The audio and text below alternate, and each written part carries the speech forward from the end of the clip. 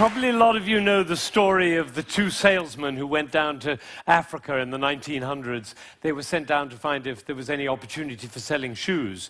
And they wrote telegrams back to Manchester. And one of them wrote, "Situation hopeless, stop, they don't wear shoes." And the other one wrote, "Glorious opportunity, they don't have any shoes yet." Now, there's a similar situation in the classical music world, because there are some people who think that classical music is dying, and there are some of us who think you ain't seen nothing yet. And rather than go into statistics and trends and tell you about all the orchestras that are closing and the record companies that are folding, I thought we should do an experiment tonight. An experiment. Actually, it's not really an experiment because I know the outcome. But it's like an experiment. Now, before we start, I need to do two things. One is I want to remind you of what a 7-year-old child sounds like when he plays the piano. Maybe you have this child at home. He sounds something like this.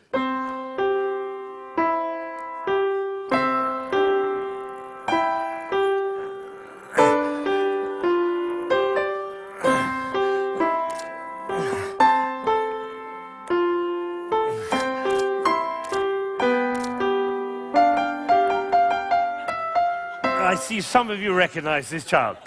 Now, if he practices for a year and takes lessons, he's now 8 and he sounds like this. And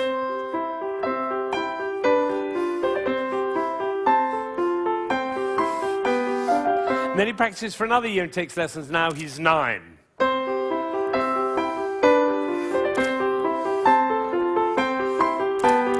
And then he practices for another year and takes lessons, now he's 10.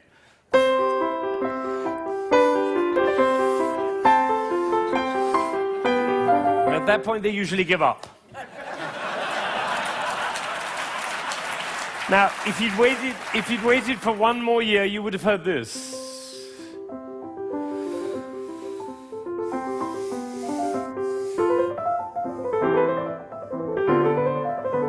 Now, what happened was not maybe what you thought, which was he suddenly became passionate, engaged, involved, got a new teacher, he hit puberty, or whatever it is. What actually happened was the impulses were reduced. You see, the first time he was playing with an impulse on every note. And the second, with an impulse every other note. You can see it by looking at my head. The 9-year-old put an impulse on every 4 notes. And the 10-year-old on every 8 notes. And the 11-year-old, one impulse on the whole phrase. I don't know how I got into this position. I didn't say I'm going to move my shoulder over, move my body. No, the music pushed me over, which is why I call it one buttock playing. Can be the other buttock. You know, a gentleman was once watching a presentation I was doing, and I was working with a young pianist. He was the president of a corporation in Ohio. And I was working with this young pianist, and I said, "The trouble with you is you're a 2-buttock player. You should be a 1-buttock player." And I moved his body like that while he was playing. Suddenly the music took off. Took flight. There was a gasp in the audience when they heard the difference. And then I got a letter from this gentleman. He said, "I was so moved, I went back and I transformed my entire company into a 1-buttock company." Now, the other thing I want to do is to tell you about you.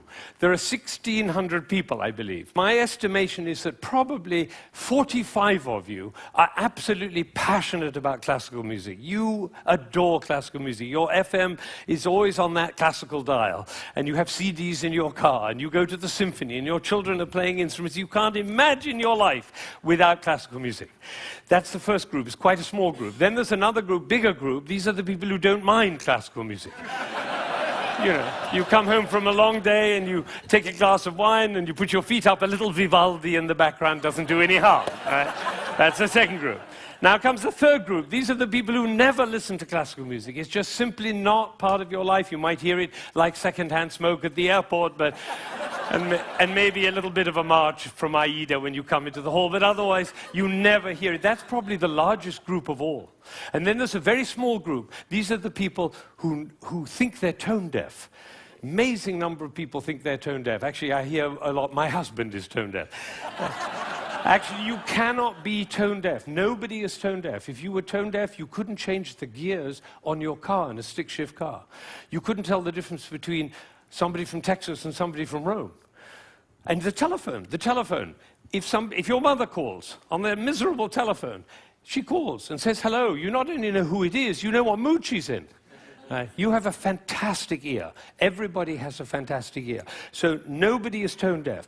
But I tell you what, it doesn't work for me to go on with this thing with such a wide gulf between those who understand, love, and passionate about classical music and those who have no relationship to it at all. The tone deaf people, they're no longer here. But even between those three categories, it's too wide a gulf. So I'm not going to go on until every single person in this room, downstairs and in Aspen, and everybody else looking, will come to love and understand classical music.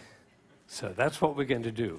Now, you notice that there is not the slightest doubt in my mind that this is going to work, if you look at my face, right?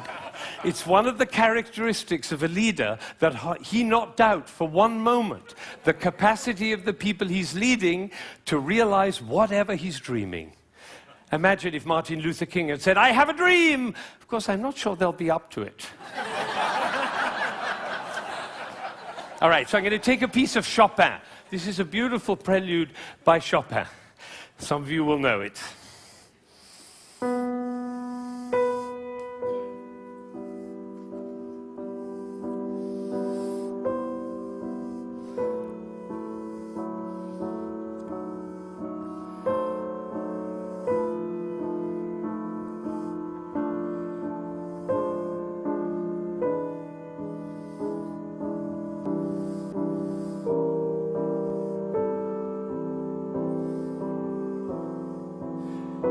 I think probably happened in this room. When I started, you thought, how beautiful that sounds.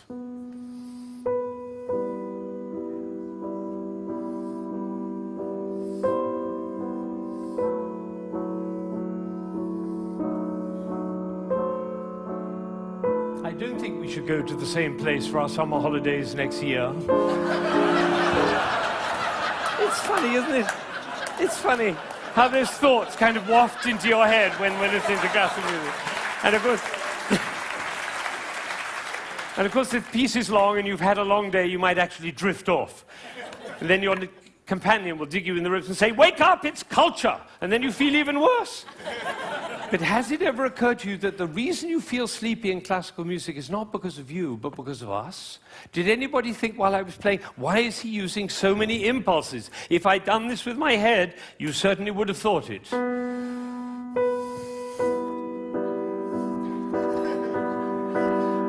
And for the rest of your life, every time you hear classical music, you'll always be able to know if you hear those impulses.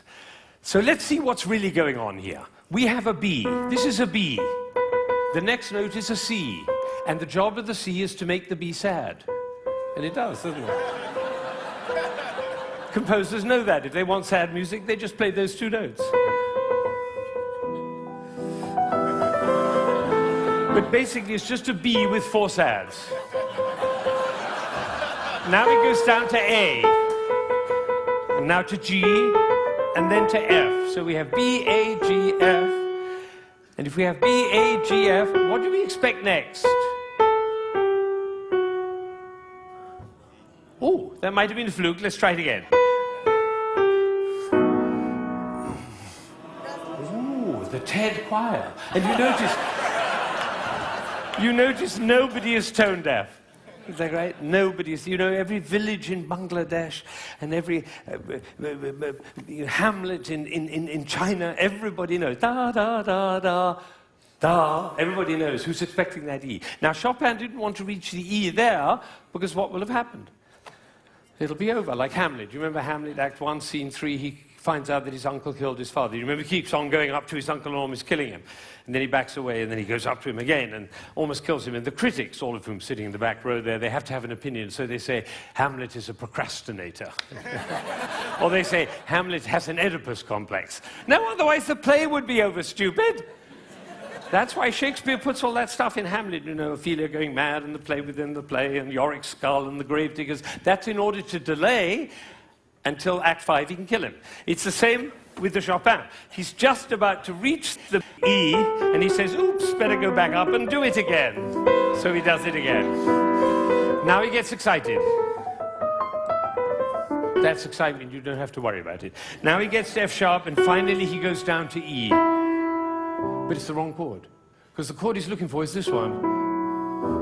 Right? And instead he does. Now we call that a deceptive cadence. Because it deceives us. I always tell my students, if you have a deceptive cadence, be sure to raise your eyebrows, then everybody will know.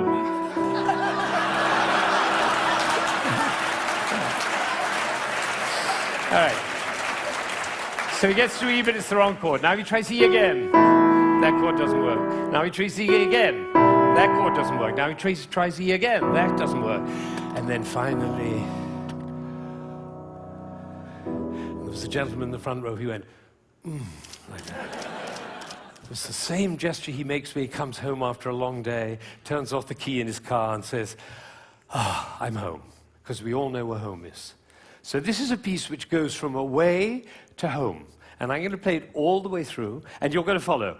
B, C, B, C, B, C, B, D, down to A, down to G, down to F, almost goes to E, but otherwise the play would be over. Goes back up to B, gets very excited, goes to F sharp, goes to E, it's the wrong chord, it's the wrong chord, it's the wrong chord, and finally goes to E, and it's home. And what you're going to see is one buttock playing. Because for me to join the B to the E, I have to stop thinking about every single note along the way and start thinking about the long, long line from B to E. Right? You know, we were just in South Africa, and you can't go to South Africa without thinking of Mandela in jail for 27 years. What was he thinking about? Lunch? No, he was thinking about the vision for South Africa and for human beings. That's what. This is about vision. This is about the long line, like the bird who flies over the field and doesn't care about the fences underneath. All right. So now you're going to follow the line all the way from B to E. And I have one last request before I play this piece all the way through. Would you think of somebody who you adore, who's no longer there? A beloved grandmother, a lover, somebody in your life who you love with all your heart, but that person is no longer with you. Bring that person into your mind, and at the same time, follow the line all the way from B to E, and you'll hear everything that Chopin had to say.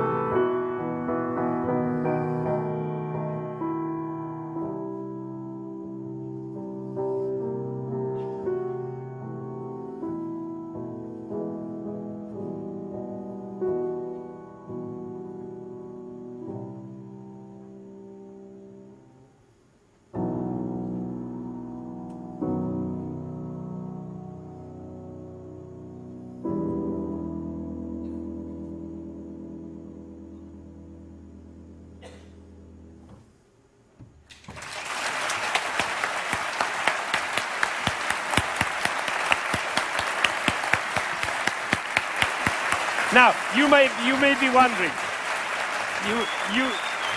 you may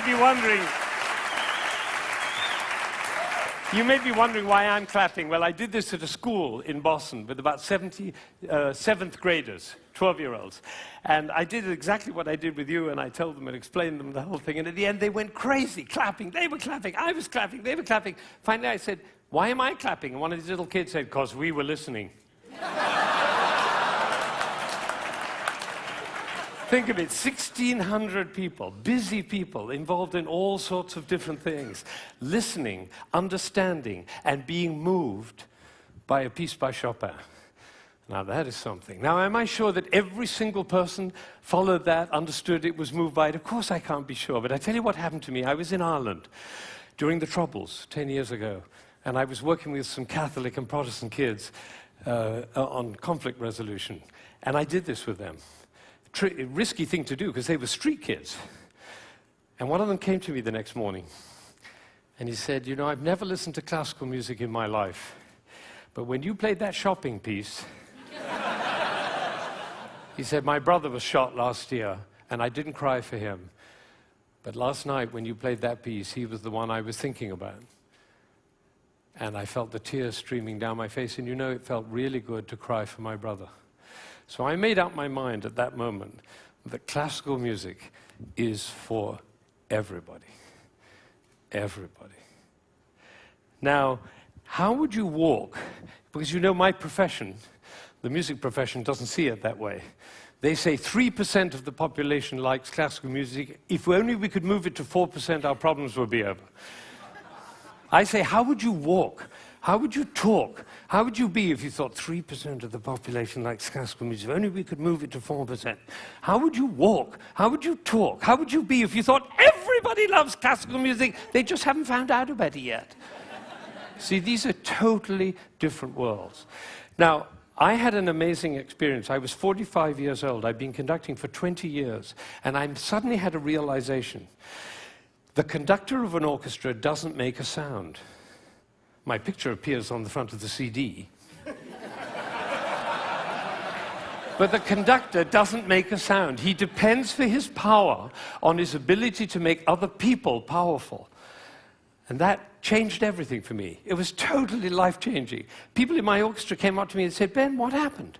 That's what happened. I realized my job was to awaken possibility in other people. And of course, I wanted to know whether I was doing that. And you know how you find out? You look at their eyes. If their eyes are shining, you know you're doing it. You could light up a village with this guy's eyes. Right, so if the eyes are shining, you know you're doing it. If the eyes are not shining, you get to ask a question. And this is the question. Who am I being that my player's eyes are not shining? We can do that with our children too. Who am I being that my children's eyes are not shining? That's a totally different world. Now, we're all about to end this magical on the mountain week, and we're going back into the world. And I say it's appropriate for us to ask the question, who are we being as we go back out into the world? And you know, I have a definition of success. For me, it's very simple. It's not about wealth and fame and power. It's about how many shining eyes I have around me. So now I have one last thought, which is that it really makes a difference what we say, the words that come out of our mouth. I learned this from a woman who survived Auschwitz, one of the rare survivors. She went to Auschwitz when she was 15 years old, and her brother was 8, and the parents were lost. And she told me this. She said, we were in the train going to Auschwitz, and I looked down and I saw my brother's shoes were missing. And I said, why are you so stupid? Can't you keep your things together, for goodness sake? The way an elder sister might speak to a younger brother. Unfortunately, it was the last thing she ever said to him, because she never saw him again. He did not survive. And so when she came out of Auschwitz, she made a vow. She told me this.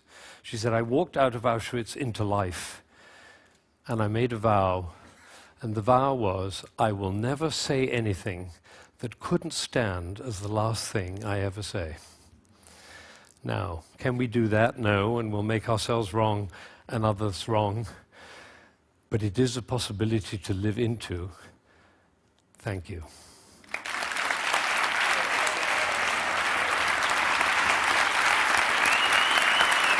Shining eyes. Shining eyes.